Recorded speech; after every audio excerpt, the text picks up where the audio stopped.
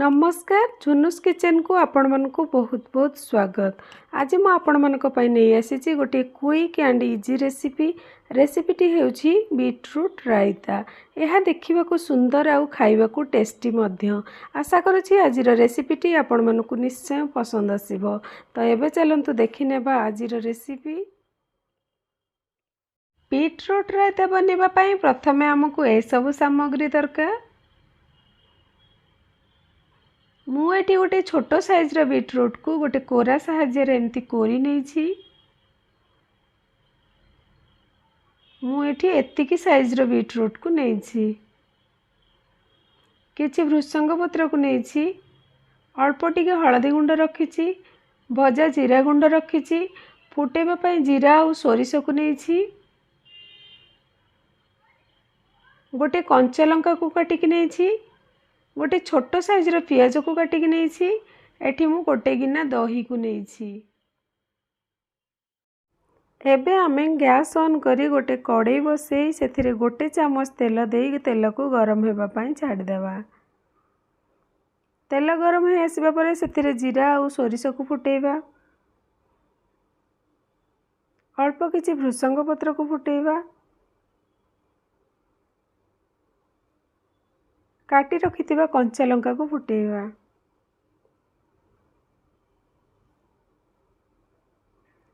एबे सेतिरे अल्प किछि हलदी गुंड,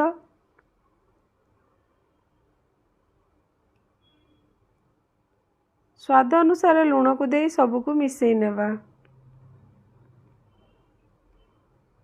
एबे आमे कोरी रखिथिबा बीटरूट को दे 2 ରୁ 3 मिनिट पई भाजी नेबा।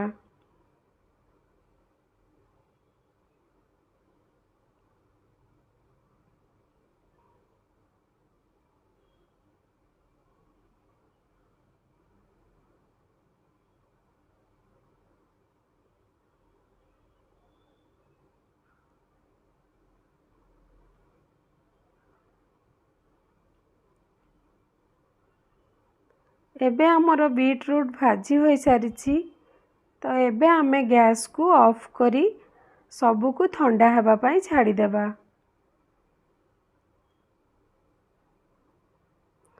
सब ठंडा हो सारला परे एबे आमे दही को ऐड करि नेबा।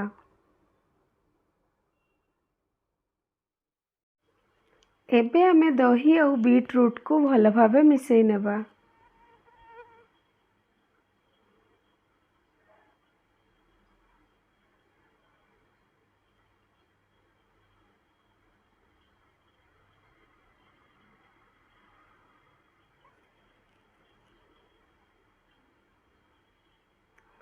दही और बीटरूट भल भाबे मिसी सारिबा परे आमे भाजी रखिथिबा जीरा गुंड आउ काटी रखिथिबा पियाज को ऐड करिबा। एबे आमे सबको भल भाबे मिसई नेबा।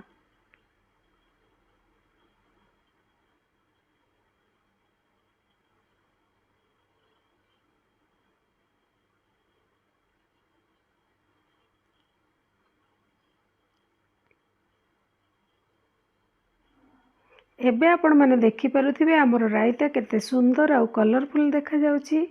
आशा करुची आज रेसिपीटी आपण मानकु निश्चय पसंद आसीथिबो। जदि मो रेसिपीटी आपण मानकु पसंद आसीताए ताहले मो चैनल को लाइक शेयर एंड सब्सक्राइब करने को भूलिबे नहीं। आज पई एतिकी धन्यवाद।